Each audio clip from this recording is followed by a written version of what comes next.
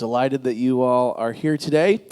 Whether or not your weekend was completely dominated by youth sports like mine or not, really delighted to share this time with you. As I said, my name is Matt Stefan. I'm part of the leadership team here. And this is coming up on, real darn close to the 18-month anniversary of what Dwell Church is and is becoming. Yeah.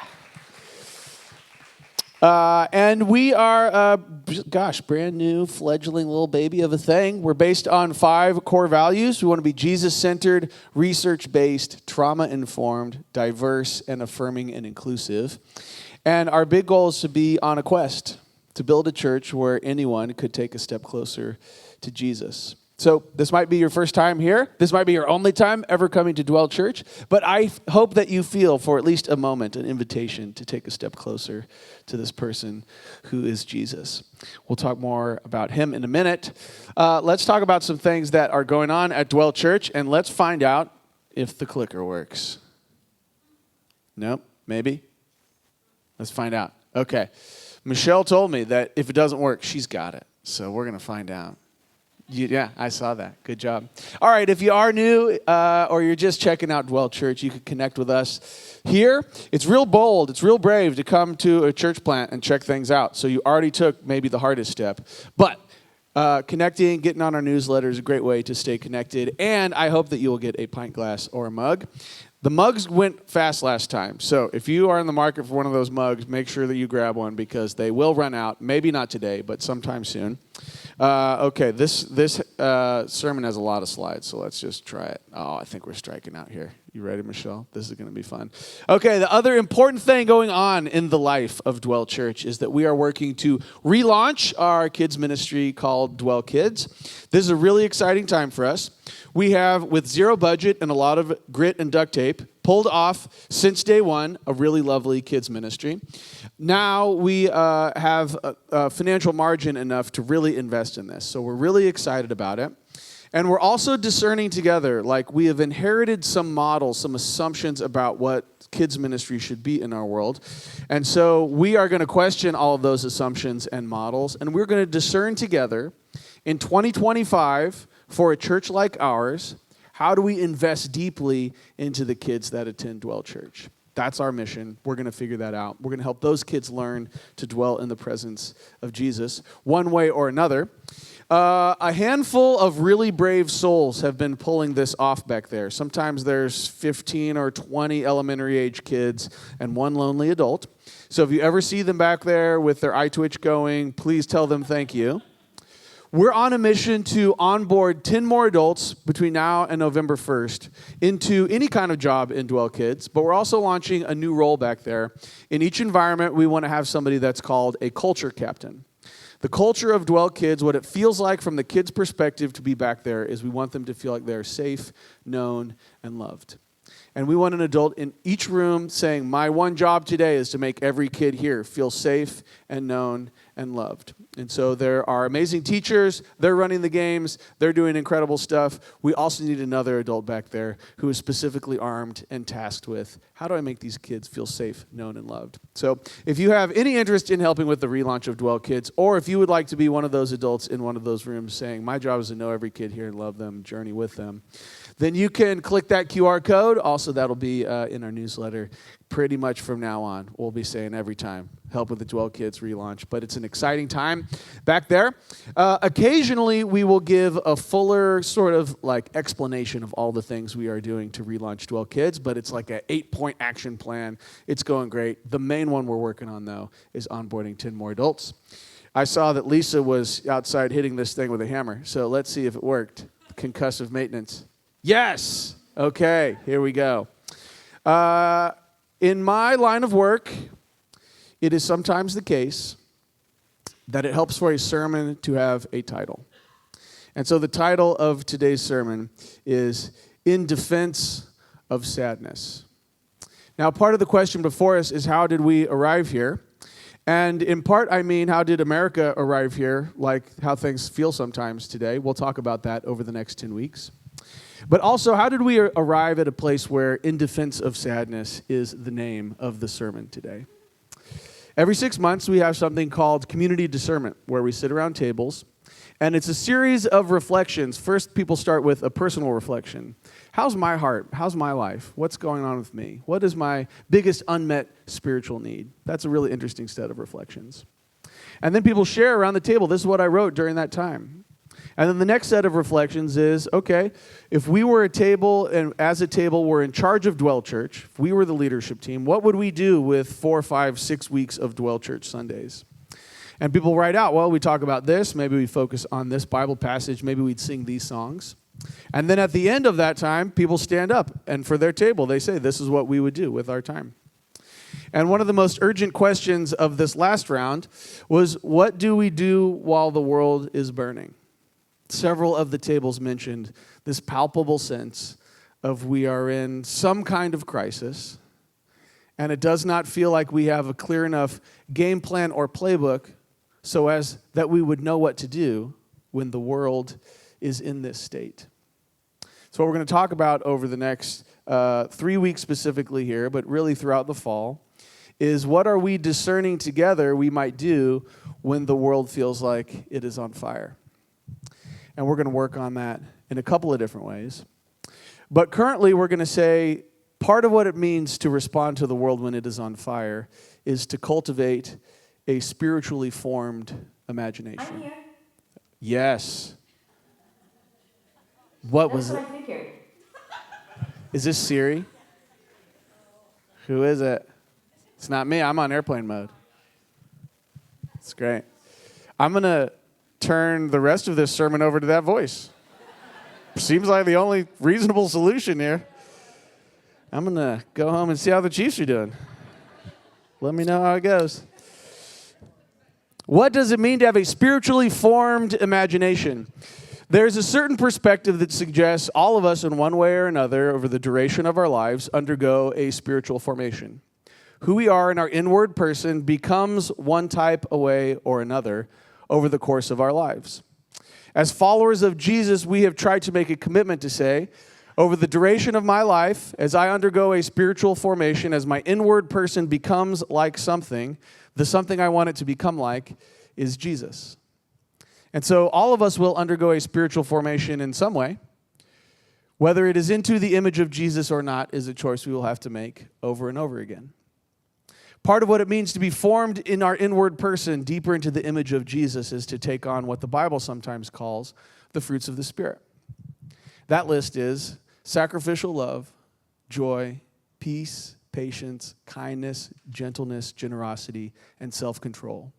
A spiritual formation into the image of Jesus is a long, lifelong journey to have those characteristics define me increasingly more in my inward person and in my outward expressions of that person. What does the word imagination mean? Imagination is a funky, clumsy phrase. It can mean two sort of opposite things. Sometimes we might say to someone, that's sort of all in your imagination. Whatever you're imagining is not actually happening. That's just going on in your head. Imagination can mean something false or fabricated. There is another way to think about imagination, that every good idea, every vision for a brighter future, every social movement that has ever existed in humankind started in someone's imagination. And we might say that the first kind is to say it is all in your head, and the second kind is to say it comes from your heart. You and I have a God-given capacity to imagine things to be different than they currently are. And we do that all the time. We cultivate that in our kids already by asking them, what do you want to be when you grow up? That's a clumsy way of saying, why don't you work on that imagination muscle so that when the opportunities and the planning time does come for you to sow seeds into your future, you will have some capacity to dream. We are talking about the profound human capacity to dream of what the future might be like. And so how do we have the capacity that all humans have to dream of a future? How do we have that in a way that reflects the characteristics of Jesus? That's what we're talking about. How do we dream Jesus' dreams? How do we become people who talk about the future in a way where people say, oh my gosh, like that feels so powerfully divine when you just talk about what your dreams for the future are. That is what it means to have a spiritually formed imagination. So how do we start to do that is the question before us. Here's the goal. We're going to talk several weeks in several different ways about having a spiritually formed imagination in such a way that opens up the future. The weight of the world that you and I are feeling is the sensation that happens when the future feels closed. As we unpack this together, I'll give you some examples of ways we train our imagination to close the future. And I will give you some examples of what it feels like to open up the future. But what we're dreaming of is to have our inward persons become like Jesus in such a way that we dream visions of the future where they feel open and bright. So let's talk about how we're going to pull that off.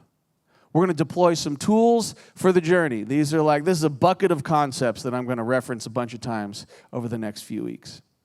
First of all, part of what we are asking to be transformed or sanctified is our mental map of reality.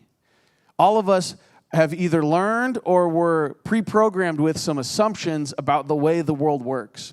Maybe you have been in a workplace or in a family relationship, or maybe you have said to your kids out of a place of slightly wise, slightly judgmental sense of, you don't know how the world works.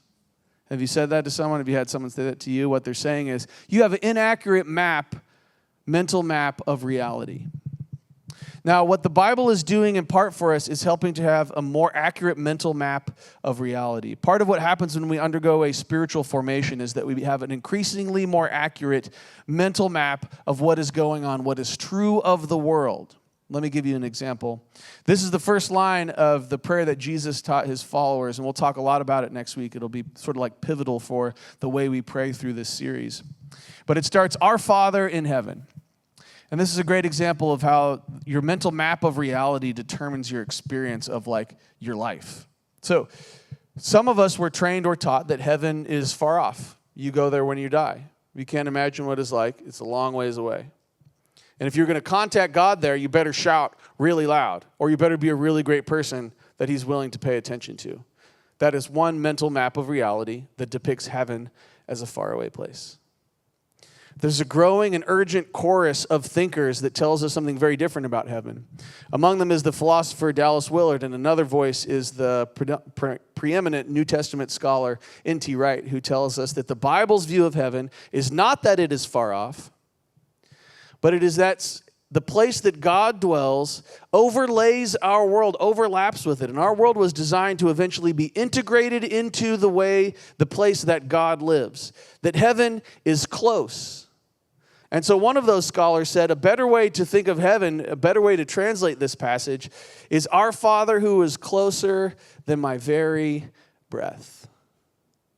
The Bible depicts God as knowing you better than you know yourself. He's closer than your own thoughts.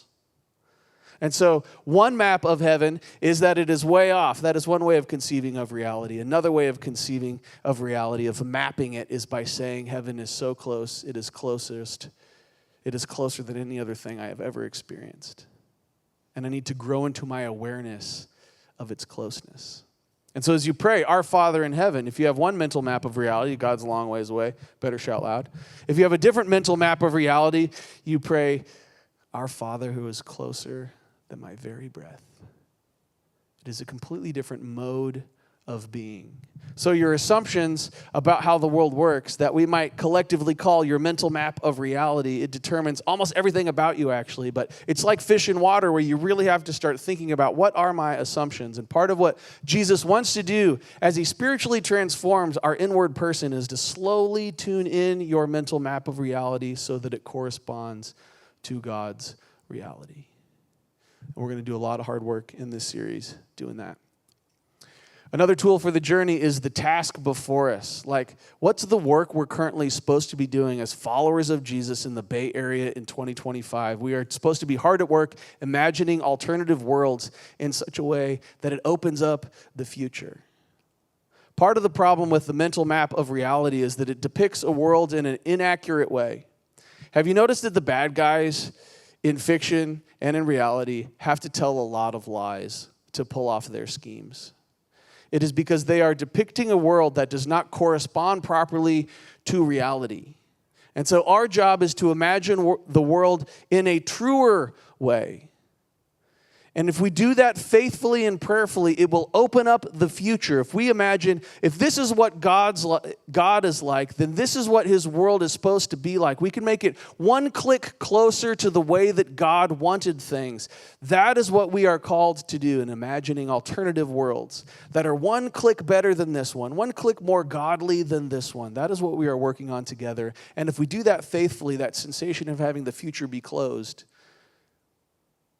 will be alleviated, and we will be soothed by the sensation of the future opening up because God is at work in it. All right, an important capacity that we're going to have to develop together is feeling two things at the same time. We'll talk about this next week too, but I know this is an important concept because there's an entire episode of Daniel Tiger about it. If you haven't seen Daniel Tiger, at least look up this episode, really important cartoon that helped tune in my mental map of reality. All of the Psalms also, 146 of them, also invite us to feel two things at the same time. And part of our spiritual formation is to develop into people with larger emotional capacities so that as the reality comes to us, we can emotionally process our touch points with reality at the same time instead of having to ignore some because our emotional capacity is this big. Slowly, we have to become people that can feel the entire scope of what it means to be a human being. We have to feel more than one thing at once, and I hate it, but we'll work on it. And finally, we have to understand our call, our vocation. Like, what does it mean to be a human being? What did Jesus put you here for? It's to slowly experience yourself as a priest, a prophet, and a member of his royal family. What do these things mean? A priest means you walk in God's presence every day. You are experiencing your life as with Jesus. What does it mean to be a prophet? It is to describe a truer reality, a truer version of the world than the one that we live in. And then if you are a royal member of God's family, you have the power to bring that into being. This is what all of us is called to do in some way. We get to do a little bit of our jobs, a little bit of it in our families. Sometimes like artists get to do this, or sometimes you get put in charge of something, and that is God saying, you are the person walking in God's presence who gets to imagine how this will be, and you have been given the power to do it. And all of us together get to live into this calling, to see what it is like to shape the world more into something that reflects God's reality. So what does it mean to think of the future as open? I want to give you 3 examples. 2 are from the Bible, and 1 is kind of like more contemporary to make it accessible. The Old Testament, the Hebrew prophets knew that their job was to open up the future for Israel. Israel had been conquered time and time again. And so sometimes it's helpful for me to remember that the Bible is mostly written by the losers in history. If it feels hard for us to open up our future, we got to remember, we got it great compared to people who were conquered and deported over and over and over again in their national history. But what did it mean for these conquered and deported people? What did it mean for them to open up the future? Here is what Isaiah said in chapter 2. In the last days, the mountain of the Lord's temple will be established as the highest of the mountains. It will be exalted above the hills, and all nations will stream to it. This is a grand vision of all of humanity coming together. And many peoples will come to say, they will all be united, and they will say with one voice, come, let us go to the mountain of the Lord, to the temple of the God of Jacob. He will teach us his ways so that we may walk in his paths. And then the law will go out from Zion, the word of the Lord from Jerusalem, and he will judge between nations and will settle disputes for many peoples, such that there will be no war. They will beat their tools of war into tools of provision, swords into plowshares, and their spears into pruning hooks. And nation will not take up sword against nation, nor will they train for war anymore. Come, descendants of Jacob, let us then walk in the light of the Lord. A conquered people might say, this is the end for us. Let us assimilate. Let us give in to the oppressive structures which we cannot materially resist. And instead they said, no, our God says there is a future coming for the human race where the swords become plowshares. That is an open future. Again, in Isaiah, a shoot will come up from the stump of Jesse. This is like about Jesus being born. From his roots, a branch will bear fruit. The Spirit of the Lord will rest on him, the Spirit of wisdom and of understanding and of counsel and of might, the Spirit of knowledge and the fear of the Lord, and he will delight in knowing the Lord. He will not judge by what he sees with his eyes or decide what he hears by his ears. He will judge the heart. But with righteous, he will judge the needy. With justice, he will give his decisions for the poor of the earth. He will strike the earth with the rod of his mouth and the breath of his lips. He will slay the wicked, and righteousness will be his belt, and faithfulness the sash around his waist. And what will that feel like? It will feel like the wolf living with the lamb, and the leopard lying down with the goat, and the calf and the lion and the yearling together, and a child will lead them. A grand, tranquil vision of an open, bright future where all are flourishing. The cow will feed next to the bear, and their young will lie down together, and the lion will eat straw like an ox.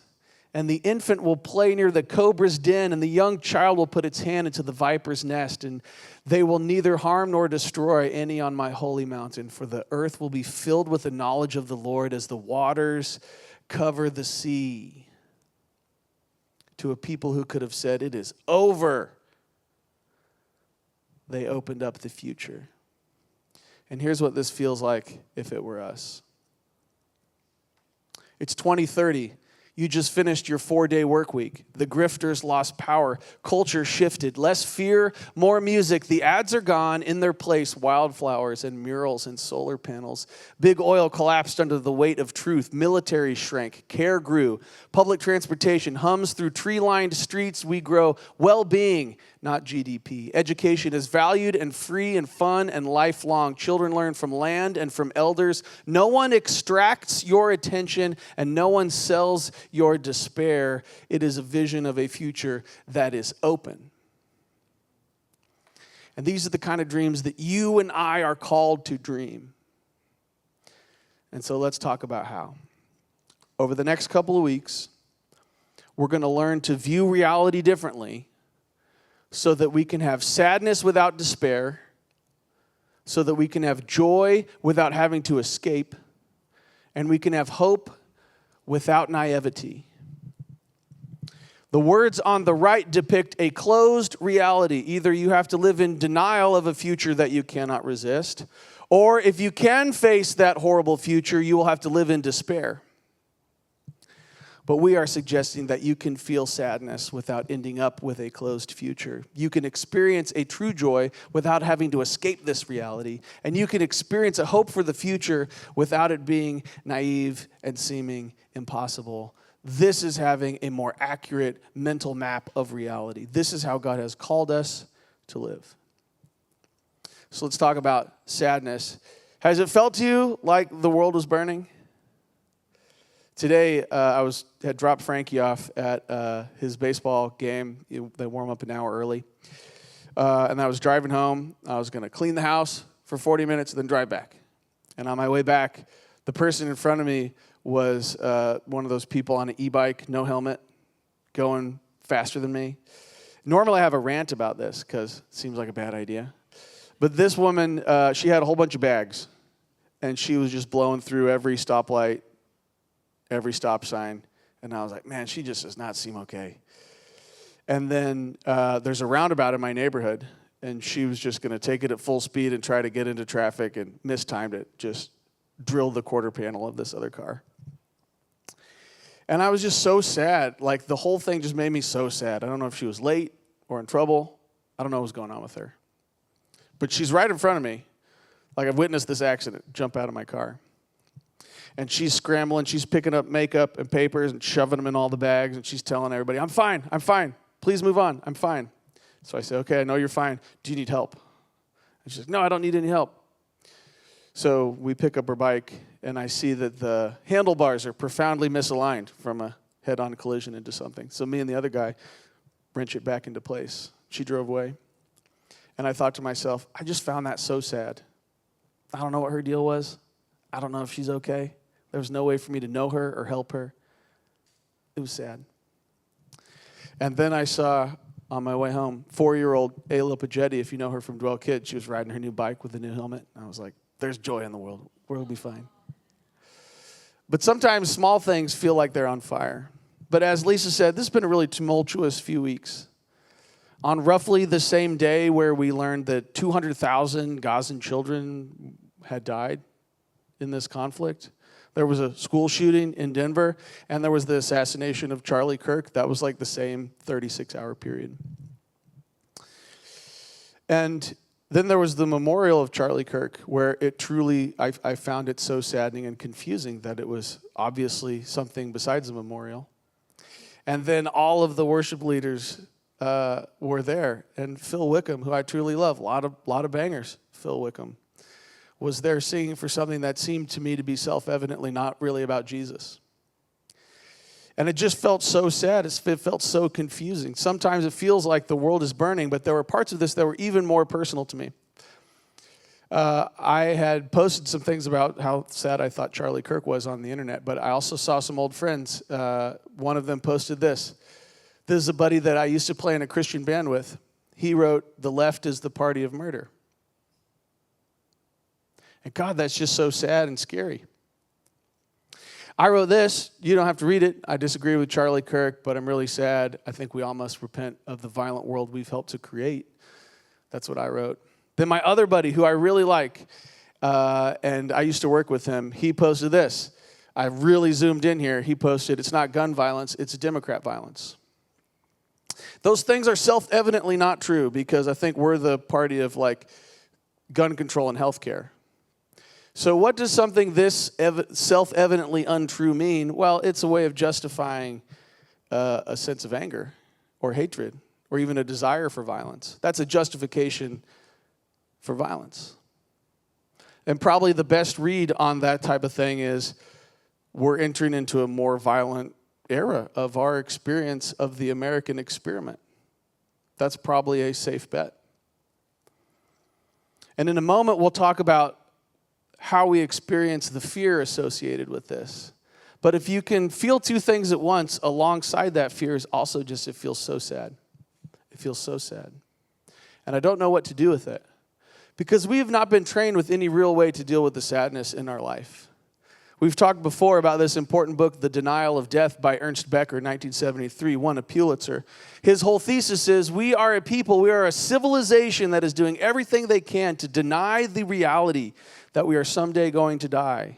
So sick people, we put them far off out of our purview in a room somewhere, maybe they'll never come back. We have no cultural ways of processing sadness. We have no personal or communal rituals. Fewer people than ever before have even been to a funeral. And then when you do go to the funeral, you think, did this really scratch the itch? We are a people who are incapable of processing our grief together. We are unarmed and surprised when it becomes our turn to feel truly grief-stricken moments. But then as I think about that, I remember God is sad. Look at this one. Genesis chapter 6, God regretted that he made humans, and he was grieved to his heart. There is a godly way of being sad. There is a godly way of carrying grief in your heart. And then I remember that so too was Jesus. Jesus wept. He's at the grave of his friend Lazarus, and it is totally clear from the text that Jesus intends to resurrect this dude. But he sees the heartbrokenness of the whole community. And instead of saying, it's going to be fine, guys. Instead of saying, I can't believe they don't trust me. He weeps along with them. Jesus, knowing there will be resurrection, still weeps. He is teaching us how to feel sadness without arriving at despair. And what he is capable of doing that we must learn from him is believing deeply in the capacity for things to be resurrected. Because then the line from sadness to despair is broken. then we have the capacity, the power, the presence of mind to sit with the sadness and say, I know that this is not the end, as crushingly sad as it truly is. So we're invited to think about, what does it mean to be sad in this prayerful, sacred way? I printed out this great blog post, and my computer printed it in maximum size. And for time, I'm not going to read it to you, but Rich Villodas, he's now the pastor of the Emotionally Healthy Church. Sometimes we read those resources. He talks about how our world is really built to help you avoid grieving. Our culture is built against it. Our families often have coached us to not go deeply into the dark feelings because it's a lot of work for everyone else in the family. And then sometimes our personalities are just wired where, like, I would rather not feel that way, right? All of those things militate against the godly work of being sad in a prayerful way. And what happens when we get in a place where we cannot grieve is we get stuck. That's how we have come to associate sadness and despair, because we don't have a way to get to the other side of the sadness. We become stuck in it. It does end up being despair, but it does not have to be that way. And so Rich Villodas wrote, into all these ways which militate against grief, all these ways which resist grief, yet into all of these resistances, Jesus still arrives into your resistant little heart. He does not stand at a distance offering platitudes. He draws near with compassion. He does not demand that we hurry through our grief. He does not shame us for tears. He instead journeys with us. Having already journeyed a grief-stricken life, he joins with us into the very heart of our pain. And in that place, he meets us with a grace that the world cannot manufacture. His presence does not erase the sorrow, that is not the promise, but it transfigures our sorrow, so that our tears become seeds of resurrection in the soil of loss. And so what we have to do, what we have to learn how to do, is have a mental map of reality that sadness does not equal despair. But that if I offer that sadness to Jesus about whatever it is, this lady on her bike, the state of our world, that the tears that I associate with crying over those things will become little droplets that become seeds of resurrection. That Jesus' Spirit is at work in all of that, in all of it. Now, one of the things I experience most of all here is, maybe you too, is fear. So we're learning these distinctions to have an accurate view of reality, that sadness can be done without despair, that joy can be done without escapism, that hope can be done without naivety. And there's one more, and I worked really hard on it. It's not very good, but I think it's deeply true. We must learn to be scared without being afraid. It is real natural to see what Christian nationalism can feel like. It can be really scary to feel what climate change can feel like. It can be truly scary to stare into the truth of these things. But we must learn to say it is scary, but somehow because Jesus is with me, I am unafraid. That I know that he will be with me as I deal directly with it, and we will be together. We must learn to be scared but unafraid. And that's the journey that we're going to be on. Let me pray for you.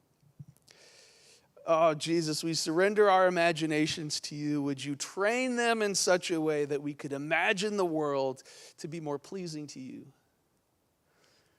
And would you teach us the deep truth that you will meet us in the work of transforming the world so that it pleases you more?